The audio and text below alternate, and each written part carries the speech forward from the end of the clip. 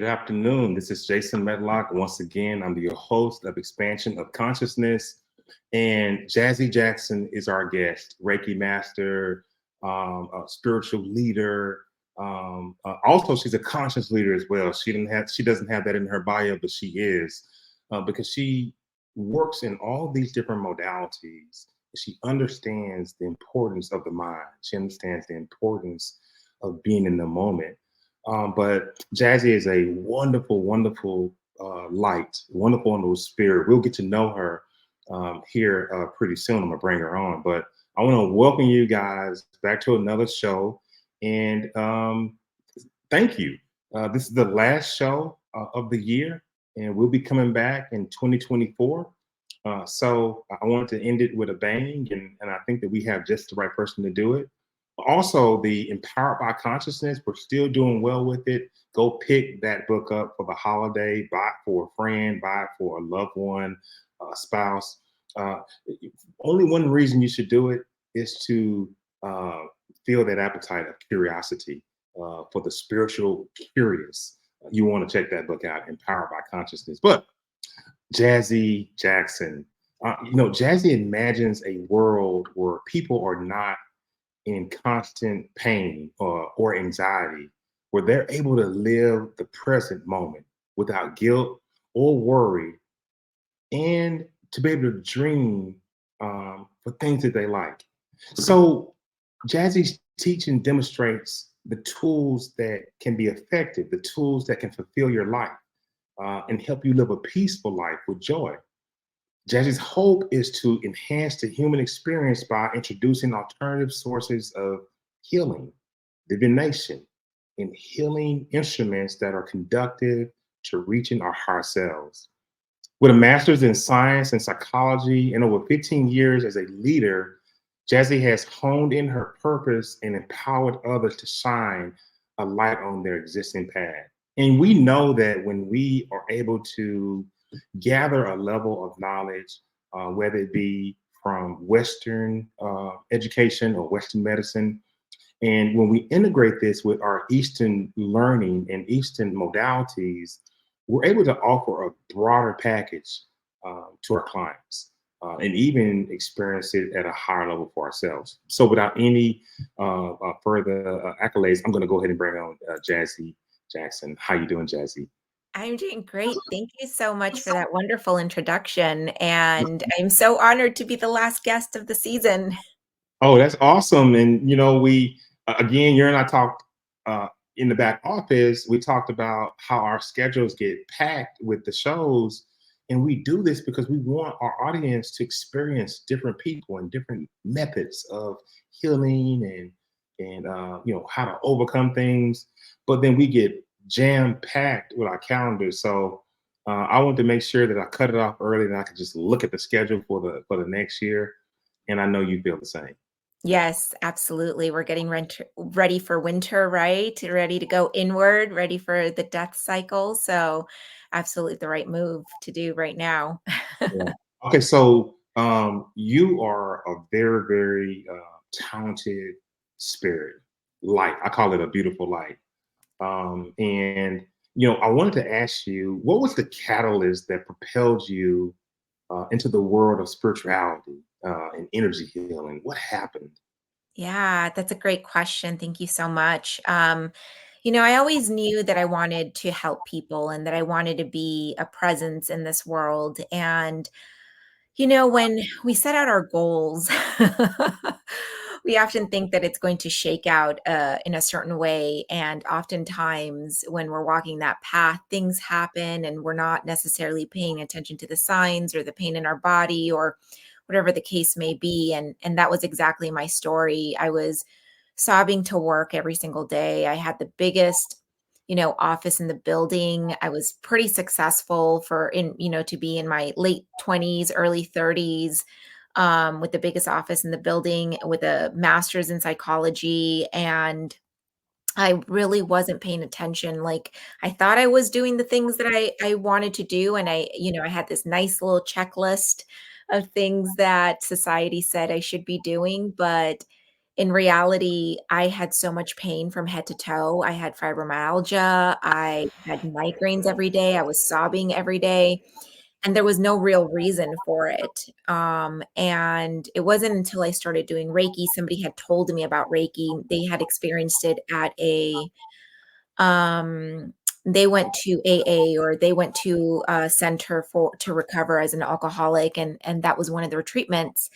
And it really stuck with me when I had my meltdown, and I started to do it consistently, and I started to remember pieces of myself. I started to have these aha moments of like, oh, this is why people stop me at the grocery store to tell me their life story. It's because that's kind of what I'm meant to do. I'm meant to be witness for people. And with my background in psychology, I'm able to pair that even a little bit more by understanding the dynamics of what happens to our mental health and what's happening from a psychological perspective, as well as like my spiritual background. It allows me to go a little bit deeper with people. And the beautiful energy of Reiki.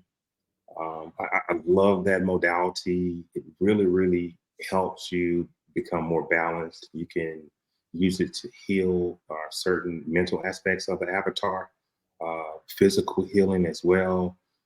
It is a uh, just a wonderful, wonderful tool to have in your bag of tools. You Yeah. know, and let's get some meditation insight in. And I know you posted Beyond Meditation podcast. What are some of the common misconceptions people may have about meditation and its impact on their lives? Yeah, I feel like I wanted to start off with meditation because that was like what was guiding me. That was the thing that was in mainstream back in the day.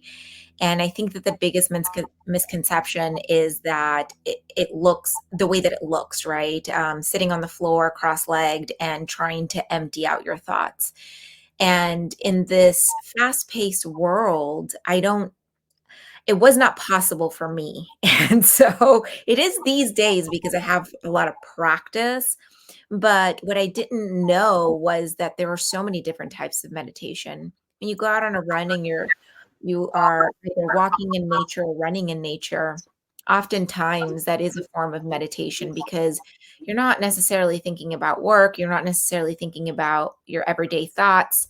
You're out there appreciating nature and, focusing on the task at hand.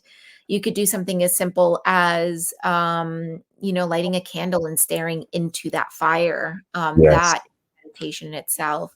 The other one that I really like to give as an example is if you are a cook, if you love to cook, when you're chopping your onions or chopping your carrots, that's another form of meditation.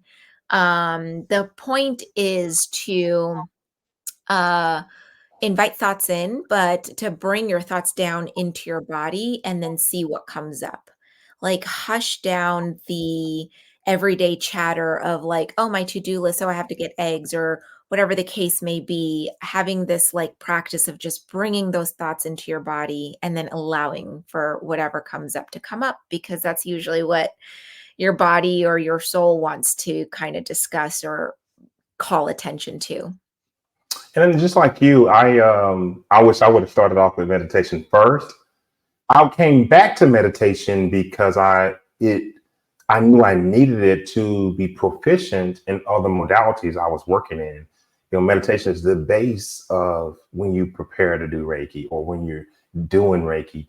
Meditation is the base when you start to do EFT tapping, or when you start to do any type of hypnosis or any type of, um, even if you're doing mindset training, or sitting with getting ready for hypnosis. And I'm a hypnotherapist. I use a relaxing form of conversation and taking them through a journey. So I love meditation. I settled in on becoming a transcendental meditator, and we use the mantra to quieten the mind. And we do invite those things in, just like you said. We invite those outside um, things in the world or whatever comes to mind, and we don't suppress them. We let them be, Hmm. and as we let them be, they fade away, Hmm. and that stress moves out of the body. as the thoughts start to fade away. So we invite thoughts, and I smiled a little bit when you said that. And one of the things about meditation is connecting to the higher self, and that's another level of how to use meditation. And you speak about the higher self in a lot of your work and some things that I've read. Can you explain the concepts of the higher self and how does it begin the journey to connect with all aspects of yourself? Yeah, that's such a great question. I love talking about the higher self because when I first started to realize that I had a higher self, it really allowed me to connect a little bit deeper to spirit and be a lot more sensitive to my own gifts. And the way that I like to describe the higher self is the version of you before you had any human experiences. It is the purest version of your essence. It's the purest essence of who you are. And so if we tend to imagine a blank canvas of like who we really are without having the trauma or, the childhood that we had, or even, you know, anything in recent past that may have affected us on a personal and soul level, if we go back and look at that version of ourselves of who we really are internally, and we start to merge that with ourselves, we start to really reconnect with the inner being of who we are. Oftentimes we're just connected to the ego, which is fine. It's what we need to survive. The ego is there to allow us to survive and allow us to make these choices within our earthly lives, and it's how we are participating in society. But getting in touch with our higher self really is that key to coming back home and remembering who we are. So, Jazzy, how does one begin the journey to connect with this aspect of themselves? Yeah.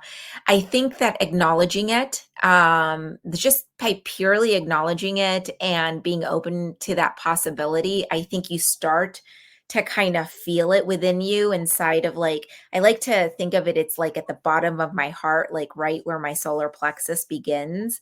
I oftentimes take people on a journey through meditation. I actually have a meditation on my YouTube channel called Higher Self Meditation. And Yes. you can actually through meditation meet your higher self. And what I like to tell people to do is to often merge with your higher self, because you're carrying a piece of your higher self within your being, and you're able to operate from that space. And I notice that when I do set that intention every morning that I'm operating from my higher self, I tend to have more of an open heart.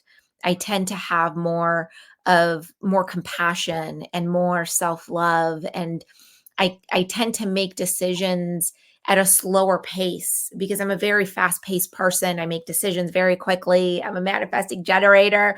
So, I'm always on the go. And, because I'm so programmed from schooling, from parents, siblings, whatever, what have you, like people's expectations, I tend to always operate from my ego self. But when I set that intention that I'm operating from my higher self, things to start to kind of open up, and I see a lot more synchronicities and I feel a lot more aligned, and things just kind of fall into place, and I'm coming from a place of compassion. And when you mentioned the meditation you have on your YouTube channel, in the book, I have a meditation that connects you with the higher self, connects you with spiritual beings, connects you with loved ones. So these meditations are prevalent out there, and I say that for the audience. If you want to connect, there are certain practitioners that have it out there for you for free, and to show Mhm. you how to do this. But you mentioned fast-paced world, and I want to piggyback off of that. When we talk about the fast-paced world, anxiety seems to be a common alignment with that, Jazzy. Um, how do the ancient healing practices provide relief in this modern world? Yeah. I love this question because I tend to mix a little bit of my psychology background along with my ancient wisdom. Yes. So I had a very, very good therapist that once told me, anxiety always comes up when you're living in the future, when you're worried about what's next, when you're worried about, what's going to happen, what's the next step, what's going to happen tomorrow, what's going to happen next year type of situation. Depression usually comes up when you're living in the past. And that really stuck with me. It really like made me think like, wait a second, is this true? And every time anxiety would come up, it's like, okay, what are my thoughts? What are my thoughts right now? And it was always like, oh, I'm worried about the meeting. I'm worried about the next client. I'm worried about like, how am I going to make rent? Like all of those things. And it's like, okay, let me reset and let me just be grateful right now for this present moment. Let me just let the universe know that I trust what's coming for me. And oftentimes that little exercise would allow me to come back into my body. Might not have lasted more than 10 minutes, but coming back home into your body and being in the present moment and practicing that over and over again, that's something that our ancestors used to do way back when we didn't have screens in front of us. They would be in that present moment and they would have these rituals around the fire. They would have these rituals and ceremonies where they would be thanking the deities, thanking the gods, thanking the universe, the earth, the stars, the sun, right? And so in a lot of my practices, what I teach people is not just these meditations, but I also lead them in ceremony. Or, winter solstice is coming up December 21st, and I'm going to have this whole virtual ceremony where we're going to celebrate 2023. We're going to write about our shame, our guilt, our worry, and let that stay here in 2023, and also celebrate all of our amazing things. And we're going to do that through ritual and ceremony, which are things that our ancestor used to do before we evolved into this technology space that we're in. Awesome. You speak also about the role of divination. How do you see the role of divination in today's society? And, has it helped you personally, in your own journey? Yeah, absolutely. So I started off with tarot cards when I was really, really young. My mom, my aunts, my grandma, all of them, they used to always visit tarot readers. And there's a lot of lore in my family about, great grandmothers reading the tarot cards, but not just the tarot cards. They used to do readings with the regular deck of playing cards. And so I know that that's always been in our lineage. But, anybody can learn the tarot if that's what you are attracted to. I often tell people, like, look at the pictures. Are you attracted to the pictures? Are you trying to solve what's going on in the pictures? Because that's really what intuitive tarot is all about. And then later on, I learned about pendulum. The pendulum is such a beautiful divination tool where if you're looking for confirmation from spirit, that's a great tool to use. And I actually have a video also on my website, in my blog, about pendulum. And I teach you how to actually, it only takes 5 minutes. And it's also a way to lean into your mediumship and lean into your relationship with your spirit guides. Because you've heard of muscle testing, and you can use your own body as a pendulum, and that's another way that you can communicate with spirit. I'm I'm glad you said that because I was gonna wait until you finish, but when you said muscle testing, the first thing that came to my mind was the sway test. Mhm.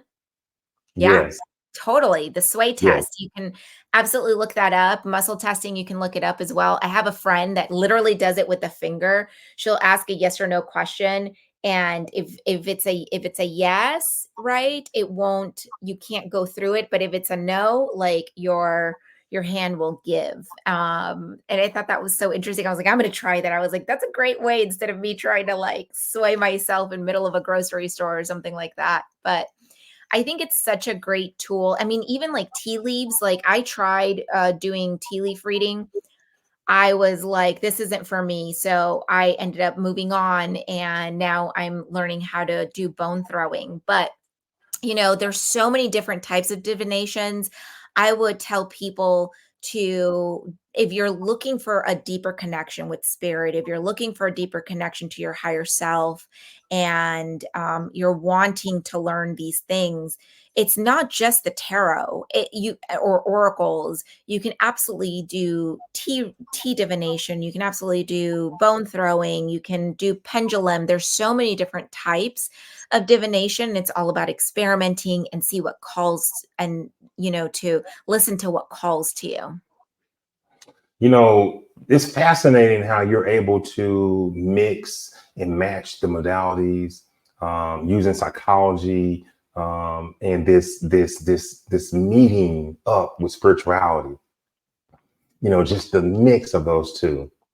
And should I say that, the master's is in psychology. So you are very, very proficient from both aspects of understanding. So how did you bridge the gap between traditional psychology practices and spiritual healing methods? Because you appear to be well versed in both. And having you as a teacher or as a guide has to be absolutely awesome. Thank you. Yeah. I look at it as being a very holistic teacher, because I'm so ingrained in like the science aspect of things. Because when I started off with the Reiki, I was like, okay, wait a second. This is a little bit too woo woo for me. Like, I need to understand the science behind it. And so I started to dig in, and I started to really look at different journals, at different experiments, at different types of information that was out there. And there's a book called Eastern Mind, Western Body, or Eastern Body, Western Mind. And it's such a beautiful piece of work, because it really does bridge the science behind the chakras, the science behind Reiki, the science behind energy work itself.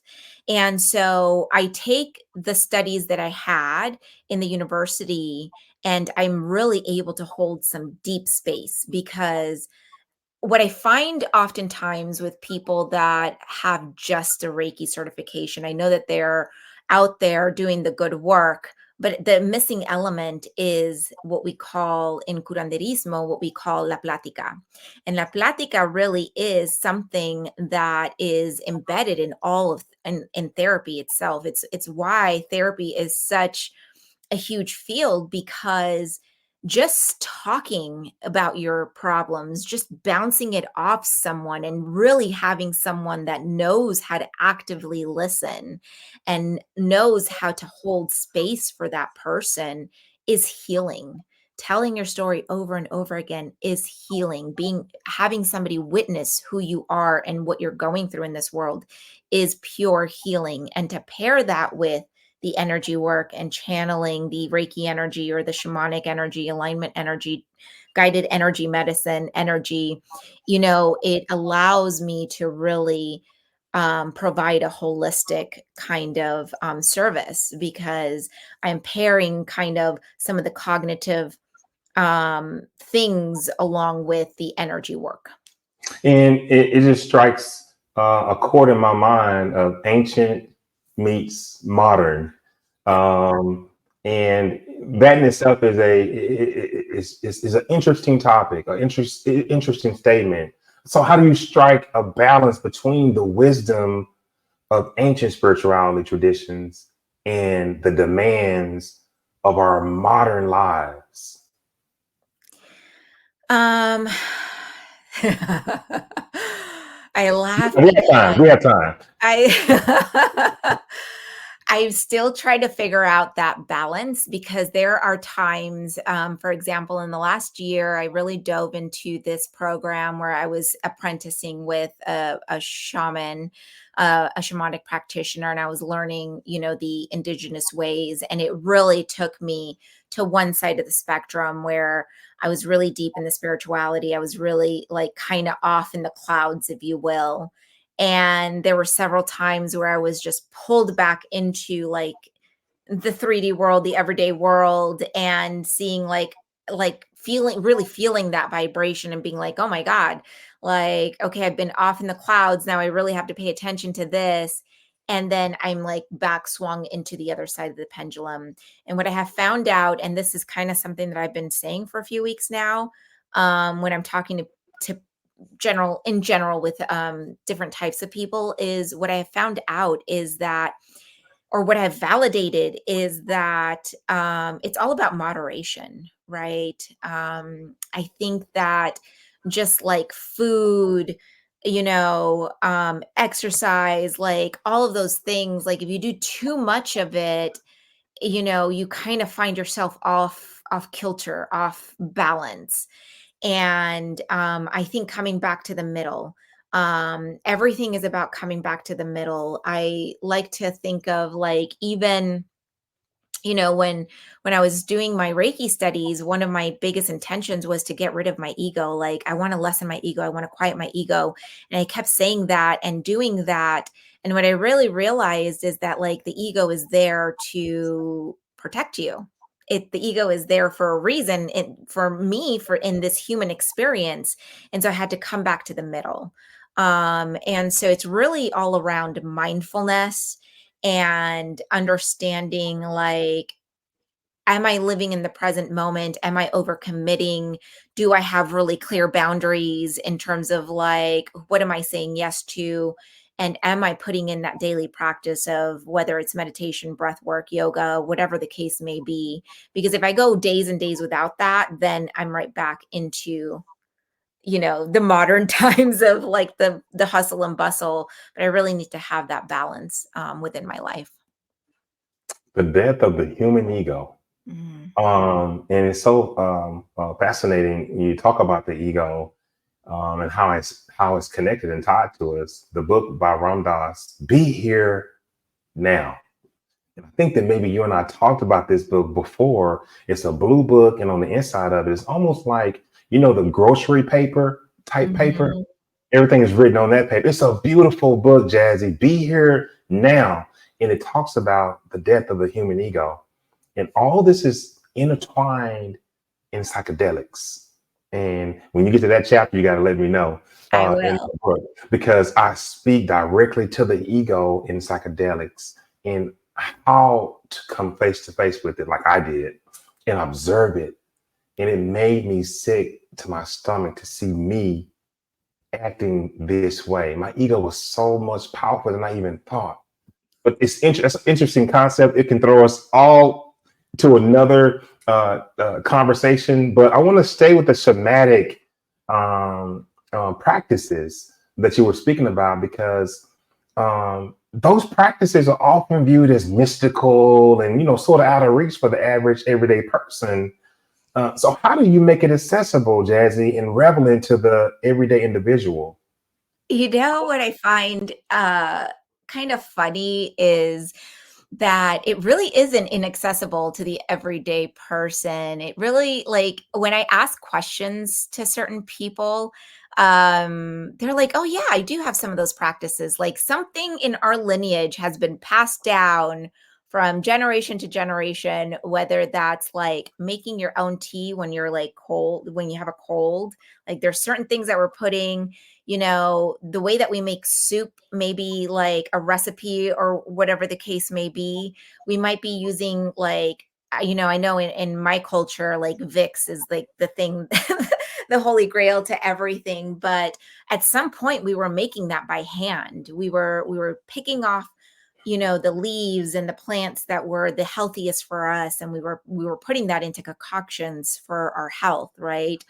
And so when I think of shamanic practices, I think of everything from the prayers we say at night to the things that we're putting in our food, the things that we're used to eating, in certain holidays and things like that. There are certain practices that we all have. If you really take a second to just think about, like, what's something that my family does that I never really talked to anybody about, but it's something that's still in my practice today. And when people really think about that, it's like, oh yeah, I do some of these things. Like, I was talking to this one lady a few months ago, And I was telling her how to make moon water. Basically, all you do is you take drinking water, you put it in a glass jar, and then you set the intention under a full moon, and you put it under the full moon, and you let the full moon imbue it. And she's like, you know what? My grandmother used to do that.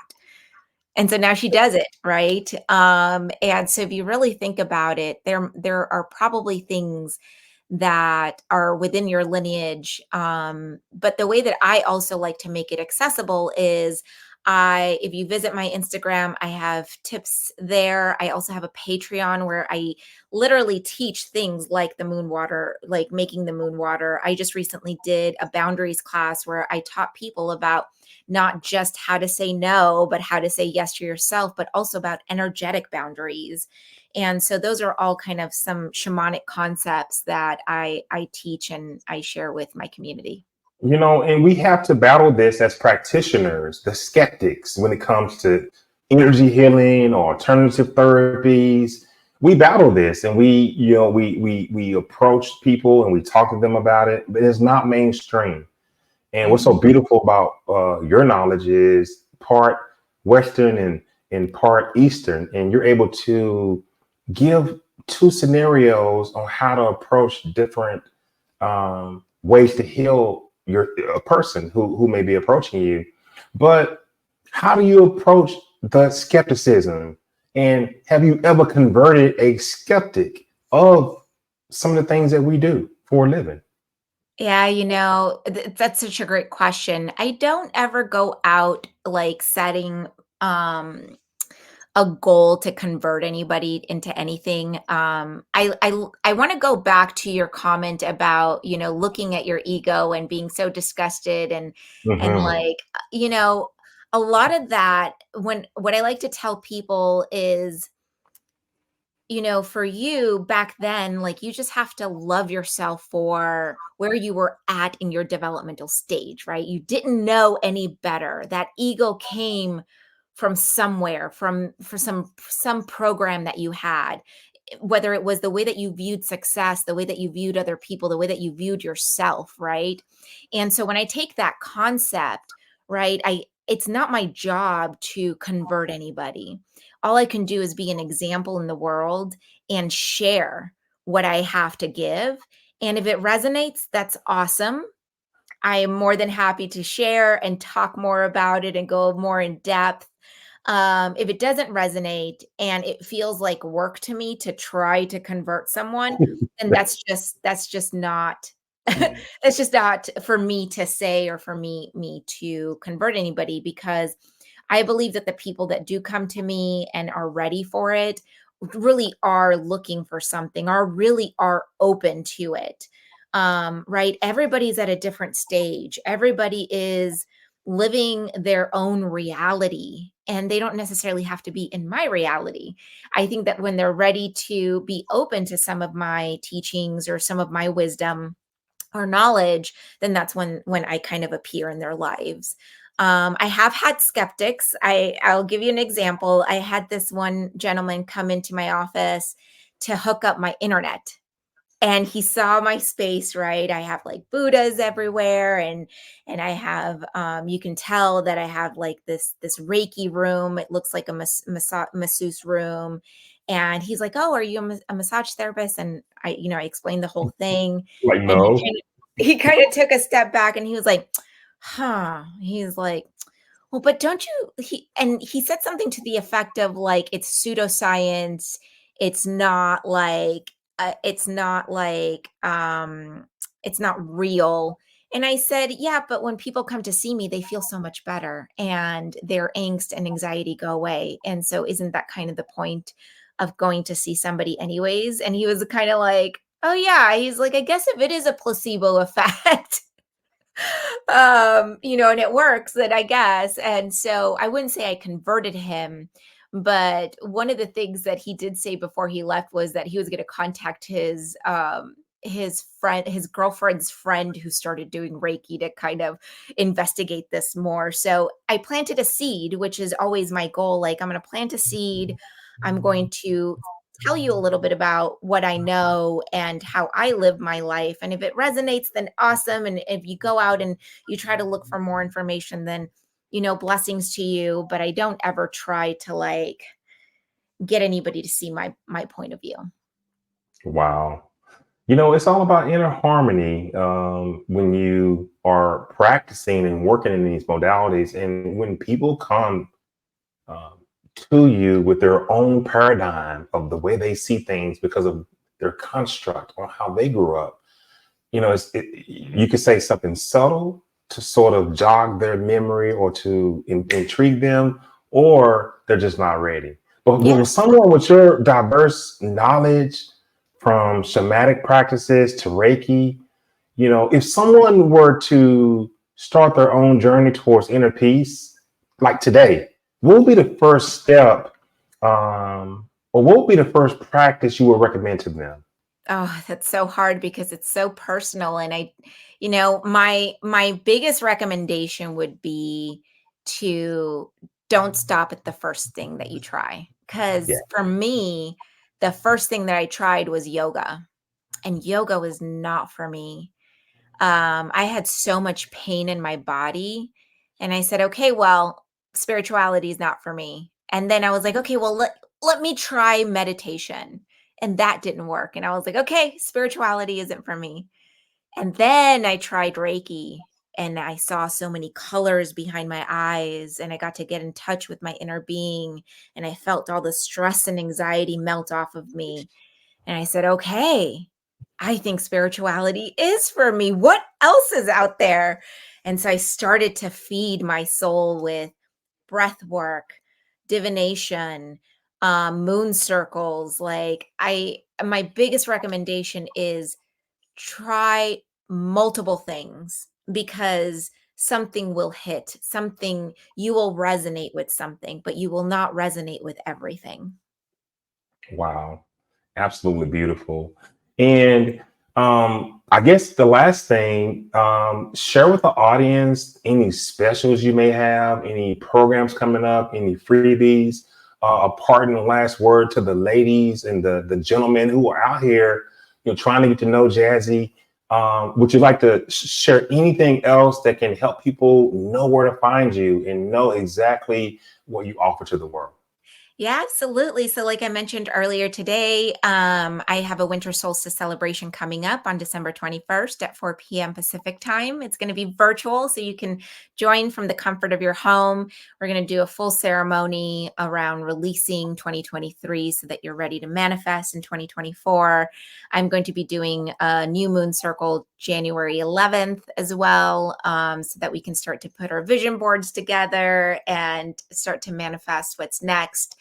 And I have a couple of classes coming up. I'm going to do boundaries, master your boundaries again in February, so that we're emerging into our new selves for the spring.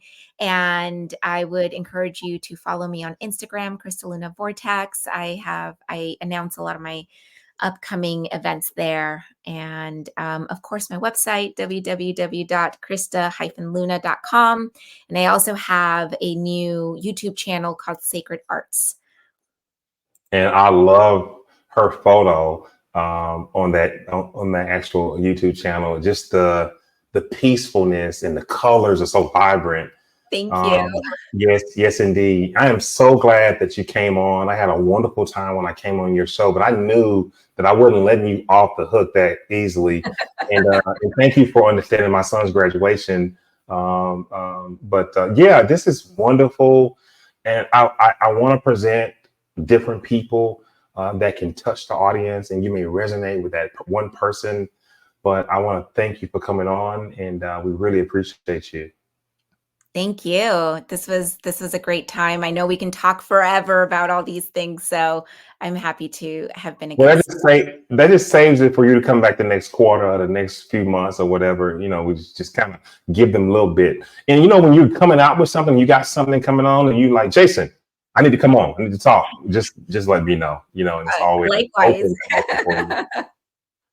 I'm gonna put you in the back office, and I'm gonna finish this off. So don't go anywhere. Let me just close this out.